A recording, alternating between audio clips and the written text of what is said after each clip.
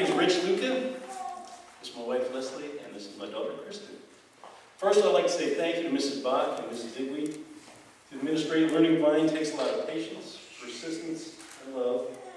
You're constantly being pulled in all different directions, and yet you produce a really good environment for the kids. And you're turning out some excellent students, so thank you very much. Kristen is my third one to graduate, and I'll end up saying the same thing to you as I said to your two brothers. But first, here's some things you might not know about Kristen. First of all, she is the noisiest and #1 troublemaker in our household. It's hard to believe, but she likes to have fun, and she picks on her two younger sisters in a loving way. She used to pick on her brothers too, but somehow they got big and suddenly she stopped. Our neighbors down the street, you know her voice as she stirs up trouble in the house. And secondly, she likes to push people. Physically, she likes to push people. And not strangers, but we'll be in church, we'll be standing up singing or praying, and she'll get in a stance. And she'll start to lean over this way, and then she'll take a couple steps, and her goal is to make you move. And if you move, she wins. And then she'll just lean over and start pushing. And that's what she likes to do, and she wins a lot. And finally, she likes to sleep a lot. And in fact, I'm really surprised to see you vertical right now. Some things you might know about Kristen: she has a good sense of humor. I wouldn't say those things if she didn't have a good sense of humor. Her employers say that she works very hard. She's a really friendly person, and she is a good friend. She understands social situations very well, and it's going to help her in a lot of different environments in life. Despite her troublemaking, she's a really good sister. She'll take her siblings for ice cream, to McDonald's, to Panda Express, wherever they want to go, she'll take them. And whenever they need help, she's there to help them. In August, she's going to be heading to Cedarville University in Ohio to study undeclared. I believe that she's going to thrive there, and she's really looking forward to doing it. One of the things that has touched her heart this year and is regarding church and purpose. And we go to church on Sunday mornings and Sunday nights, and we go to small groups, and she was questioning, what good were we doing? And she saw that there were people that are suffering, whether they're homeless, poor, or parentless, and she said, why aren't we doing anything? And for me, life is busy, and probably many of you, life is busy. But we do go to church, and we get fed all the time, and if we keep it there, what good are we really doing? So she really struck a chord in my heart.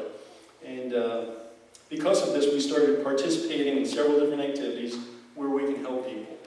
And it's like when it's time to do this, you're thinking, oh, I don't want to do this. But when you go and help some people, and you really feel good about it, when you leave, you feel good about it when you're doing it.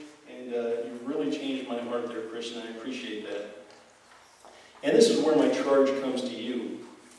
You can be the best student in the world, and that'll help you a little bit in life. And you can be really friendly, and that'll help you a little bit in life too. And you can be a really hard worker, and that'll help you too. But John 12:26 says, if any man serve me, him will my Father honor. If you look at the life of Jesus, he healed, he taught, he washed feet, he fed people, he died for us. In other words, his life was a life of service.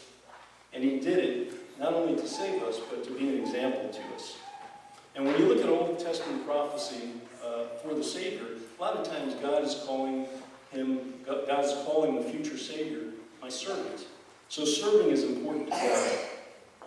Your middle name is Joy, and that's for a reason. I believe that when we teach, when we feed, when we visit, when we serve, we receive the greatest joy.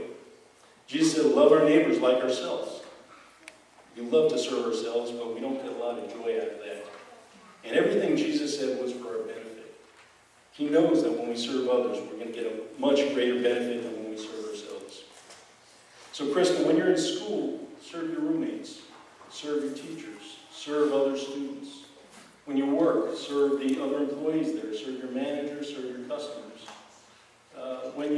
If you're a manager, serve your employees that work for you. If you get married, serve your husband, serve your kids. And don't do that out of guilt. Don't do it because you feel subservient to them.